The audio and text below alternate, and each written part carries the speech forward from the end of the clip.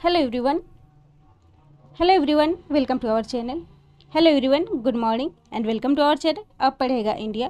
तो आज है 8 अगस्त और आज के करंट अफेयर के जितने भी मोस्ट इंपॉर्टेंट क्वेश्चन है जो कि आपके आने वाले एग्जाम्स के लिए काफ़ी इंपॉर्टेंट है, इस वीडियो में डिस्कस करेंगे। तो अगर आप चैनल पर नए हैं तो प्लीज़ चैनल को सब्सक्राइब कर लीजिए। चलिए स्टार्ट करते हैं आज के करंट अफेयर का फर्स्ट क्वेश्चन।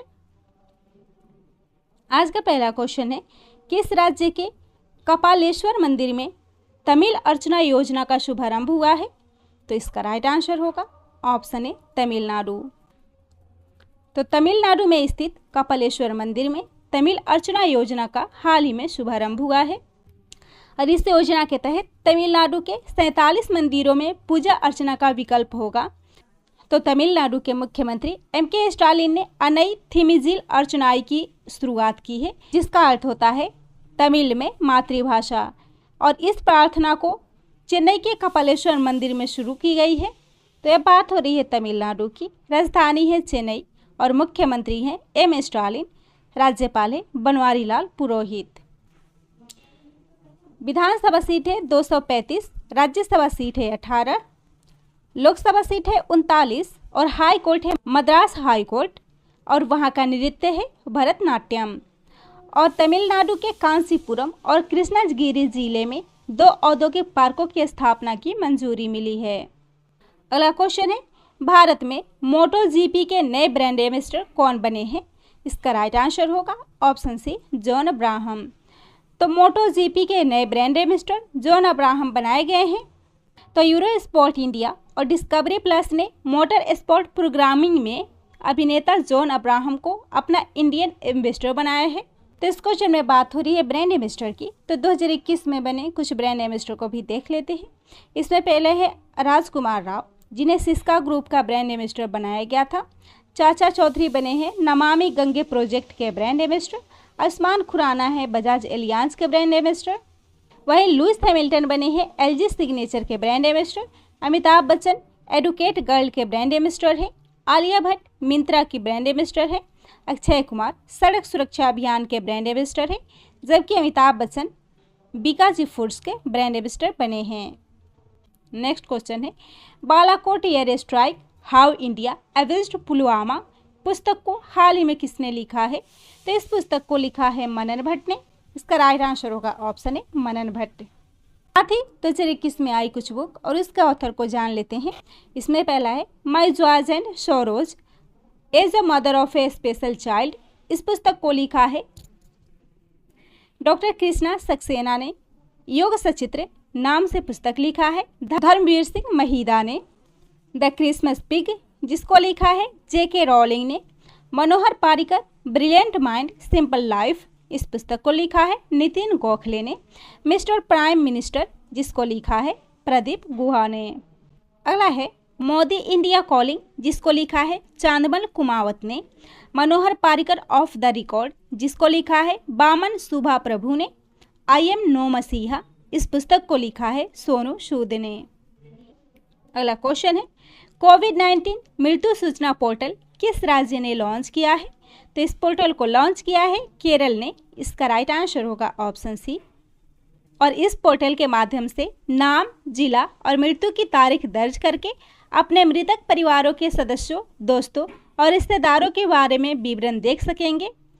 तो यह बात हो रही है केरल की, जिसकी राजधानी है तिरुवनंतपुरम। मुख्यमंत्री हैं पिनरई विजयन और राज्यपाल है आरिफ मोहम्मद खान। केरल जिसे साइलेंट वैली के नाम से जाना जाता है, यहाँ की नदियाँ है पेरियार, मणिमला, असरकोविल और मेंचिल इत। इसने हाल ही में पिंक प्रोटेक्शन प्रोजेक्ट योजना शुरू की है। साथ ही कृषि कर्ण परियोजना भी यहाँ शुरू की गई है। केरल में देश भर की काली मिर्च का 98% उत्पादन होता है। वहीं यहाँ गर्भवती महिलाओं की टीकाकरण के लिए मातृकौचम अभियान शुरू हुआ है। साथ ही केरल ने छोटे व्यापारियों और किसानों की सहायता के लिए 5,000 करोड़ रुपए की भी घोषणा की है। अगला क्वेश्चन है, प्रवाल भित्ति के संरक्षण के लिए किस देश ने सन स्क्रीन पर प्रतिबंध लगाया है? इसका राइट आंसर होगा ऑप्शन सी थाईलैंड। तो थाईलैंड ने अपने देश में प्रवाल भित्ति के संरक्षण के लिए सन स्क्रीन पर प्रतिबंध लगा दिया है और उसने ऐसे रसायनों वाले सन स्क्रीन पर प्रतिबंध लगाया है जो सभी समुद्री और राष्ट्रीय उद्यानों से प्रवाल भित्ति को नुकसान पहुंचाते हैं। सनस्क्रीन में ऑक्सीबेंजोन, ऑक्टिनोक्सेट, मिथाइल बेंजिलिडीन और ब्यूटाइल परबेन शामिल होते हैं और इस पर प्रतिबंध लगाया है थाईलैंड ने, जिसकी राजधानी है बैंकॉक और करेंसी है थाई बहत। तो यह बात हो रही है थाईलैंड की। तो थाईलैंड से जुड़े करेंट अफेयर के कुछ इंपॉर्टेंट पॉइंट्स है, जैसे भारत ने चीन, थाईलैंड और वियतनाम के खिलाफ डंपिंग रोधी जांच की शुरुआत की है। साथ ही भारत ने चीन, वियतनाम और थाईलैंड से सोलर सेल पर सेफगार्ड ड्यूटी को भी जारी रखेगा। अगला क्वेश्चन है, ओलंपिक में स्वर्ण पदक जीतने वाले पहले भारतीय एथलीट बने हैं। इसका राइट आंसर होगा ऑप्शन डी, नीरज चोपड़ा। तो नीरज चोपड़ा ओलंपिक में स्वर्ण पदक जीतने वाले पहले भारतीय एथलीट बने हैं और वे ओलंपिक में स्वर्ण पदक जीतने वाले इतिहास में दूसरे और एथलीट्स में पहले भारतीय एथलीट बने हैं। इससे पहले शूटिंग में अभिनव बिंद्रा ने साल 2008 में भारत के लिए स्वर्ण पदक जीता था। यहाँ बात हो रही है टोक्यो ओलंपिक की, जिसका ग्रीष्मकालीन टोक्यो ओलंपिक का आयोजन जापान की राजधानी टोक्यो में किया जा रहा है, जिसका आयोजन 23 जुलाई से 8 अगस्त तक किया जाएगा और यह भारत की तरफ से टोक्यो ओलंपिक का 7वां पदक है। इससे पहले मीराबाई चानू ने भारोत्तोलन में रजत पदक जीता है। पीवी सिंधु ने बैडमिंटन में कांस्य पदक जीता है। साथ ही लवलीना बोर्गोहेन ने मुक्केबाजी में कांस्य पदक जीता है। हॉकी इंडिया की टीम ने कांस्य पदक जीता है। रवि कुमार दहिया ने रजत पदक जीता है, जबकि बजरंग पूनिया ने पुरुषों के फ्री स्टाइल कुश्ती में कांस्य पदक जीता है। अगला क्वेश्चन है, राष्ट्रीय हथकरघा दिवस हाल ही में कब मनाया गया है। इसका राइट आंसर होगा ऑप्शन ए, 7 अगस्त को। तो राष्ट्रीय हथकरघा दिवस हाल ही में 7 अगस्त को मनाया गया है और 2021 में यह इस दिवस का 5वां संस्करण है और इसे मनाने का उद्देश्य होता है स्वदेशी और अंतर्राष्ट्रीय पर्यटकों को आकर्षित करना और इस क्षेत्र में प्रसिद्ध हथकरघा तथा हस्तशिल्प उत्पादों को बढ़ावा देना। तो इस क्वेश्चन में बात हो रही है अगस्त मंथ के इम्पोर्टेंट डेज की। तो 1 अगस्त को फ्रेंडशिप डे, जो अगस्त माह के पहले रविवार को मनाया जाता है। राष्ट्रीय पर्वतारोहण दिवस और पहली मुस्लिम महिला अधिकार दिवस मनाया गया है। साथ ही 1 से 7 अगस्त तक विश्व स्तनपान सप्ताह के रूप में मनाया गया है। वहीं 3 अगस्त को हृदय प्रत्यारोपण दिवस मनाया गया है और 6 अगस्त को हिरोशिमा दिवस मनाया गया है। अगला क्वेश्चन है, किस देश में मंगदेछू जल विद्युत परियोजना को ब्रुनेल मेडल से सम्मानित किया गया है। इसका राइट आंसर होगा ऑप्शन ए, भूटान में। तो भूटान में मंगदेछू जल विद्युत परियोजना को ब्रुनेल मेडल से सम्मानित किया गया है और यह पुरस्कार उद्योग के भीतर सिविल इंजीनियरिंग में उत्कृष्ट योगदान के रूप में दिया जाता है। यह बात हो रही है भूटान की, जिसकी राजधानी है थिम्पू। प्रधानमंत्री लोते तेशरिंग और करेंसी है भूटानी नगुल्टम। अगला क्वेश्चन है, भारत के किस केंद्र शासित प्रदेश में मालदीव शैली के वाटर विला स्थापित किए जाने की घोषणा की गई है। तो इसका राइट आंसर होगा ऑप्शन डी, लक्षद्वीप। और इसका उद्देश्य है लक्षद्वीप में पर्यटकों को प्राकृतिक सुंदरता की तरफ आकर्षित करना और इसे बनाने में 800 करोड़ रुपए की लागत आएगी। यह भारत में अपनी तरह का पहला प्रोजेक्ट है और इस विला को लक्षद्वीप के मिनिकॉय, सुहेली और कदमत द्वीपों पर स्थापित किए जाएंगे। तो यह बात हो रही है लक्षद्वीप की, जो भारत के दक्षिणी पश्चिमी तट से 200 से 440 किलोमीटर की दूरी पर है।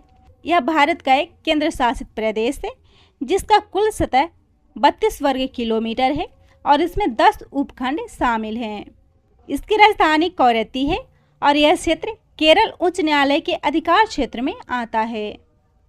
अगला क्वेश्चन है, राष्ट्रीय महिला आयोग की अध्यक्ष रेखा शर्मा का कार्यकाल कितने वर्षों के लिए बढ़ा दिया गया है। इसका राइट आंसर होगा ऑप्शन डी, 3 वर्ष। तो राष्ट्रीय महिला आयोग की अध्यक्ष रेखा शर्मा के कार्यकाल को 3 वर्षों के लिए बढ़ा दिया गया है। राष्ट्रीय महिला आयोग एक संवैधानिक संस्था है, जिसकी स्थापना राष्ट्रीय महिला आयोग अधिनियम 1990 के तहत की गई थी और इसकी स्थापना हुई थी जनवरी 1992 में। अगला क्वेश्चन है, पीएम दक्ष पोर्टल और पीएम दक्ष मोबाइल एप्लीकेशन किसने लॉन्च किया है। तो इस एप्लीकेशन को लॉन्च किया है सामाजिक न्याय और अधिकारिता मंत्री वीरेंद्र कुमार ने। और इस पोर्टल और एप्लीकेशन के माध्यम से सरकार का उद्देश्य पिछड़े वर्ग, अनुसूचित जातियों और सफाई कर्मचारियों के लिए कौशल विकास योजनाओं को अधिक लाभ उठाने में उनकी मदद करना है। अगला क्वेश्चन है, किस सदन ने काराधन कानून संशोधन विधेयक 2021 को पारित किया है? इसका राइट आंसर होगा ऑप्शन ए लोकसभा। हाल ही में लोकसभा ने काराधन कानून संशोधन विधेयक को पारित किया है और काराधन कानून संशोधन विधेयक 6 अगस्त 2021 को पारित हुआ है और यह विधेयक विवादास्पद पूर्वव्यापी कर प्रावधान को दूर करने का एक प्रयास है। साथ ही लोकसभा ने हाल ही में दिवाला और दिवालियापन संहिता संशोधन विधेयक को भी पारित किया है। इसके अलावा लोकसभा ने राष्ट्रीय खाद्य प्रौद्योगिकी संस्थान विधेयक पारित किया है। फैक्टरिंग विनियम अधिनियम विधेयक को भी पारित किया गया है और आवश्यक रक्षा सेवा विधेयक भी पारित हुआ है। साथ ही लोकसभा के द्वारा सामान्य बीमा व्यवसाय संशोधन विधेयक भी पारित हुआ है, जबकि राज्यसभा ने नारियल विकास बोर्ड संशोधन विधेयक पारित किया है। जमा बीमा और क्रेडिट गारंटी निगम संशोधन विधेयक राज्यसभा ने पारित किया है और राज्यसभा ने सीमित देयता भागीदारी संशोधन विधेयक भी पारित किया है। आज का लास्ट क्वेश्चन है, health and wellness saving account को किस फाइनेंस कंपनी ने लॉन्च किया है? इसका राइट आंसर होगा ऑप्शन सी सूर्योदय small finance company. Health and wellness saving account को सूर्योदय स्मॉल फाइनेंस कंपनी ने हाल ही में लॉन्च किया है और इसके तहत 25 लाख का टॉप अप स्वास्थ्य बीमा, वार्षिक स्वास्थ्य देखभाल पैकेज, साथ ही ऑन कॉल आपातकालीन एम्बुलेंस चिकित्सक देखभाल सेवाएं प्रदान की जाएंगी और इसको लॉन्च किया है सूर्योदय स्मॉल फाइनेंस बैंक ने, जिसके एमडी और सीईओ हैं भास्कर बाबू रामचंद्रन। तो यह था आज के इस करेंट अफेयर का मोस्ट इंपॉर्टेंट क्वेश्चन। वीडियो पसंद आता हो तो वीडियो को शेयर कीजिएगा, चैनल को सब्सक्राइब कीजिएगा।